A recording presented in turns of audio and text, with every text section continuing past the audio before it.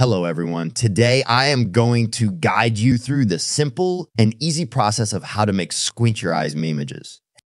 After watching all these steps carefully, you will be able to easily create your very own meme image in which you have to squint your eyes to see the hidden message in the image. So without wasting any time, let's get right into the video. So you've probably seen the AI generated images where if you squint your eyes, you're able to see a hidden message or a hidden image. And in this video, I'll show you how to make them. So firstly, what you want to do is open up any web browser. Go to the URL box and search for illusion diffusion. Scroll down and click the Hugging Face link. After you click the link, you should be brought to a page like this.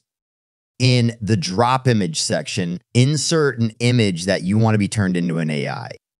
Then scroll down to the prompt and type in what you want to generate. I'll do a group of cats, for example, and set the illusion strength at around 2.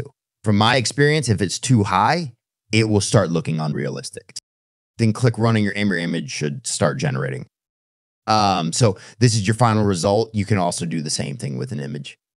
Drop in the image you want and write the prompt. Click generate and you should start seeing some amazing results.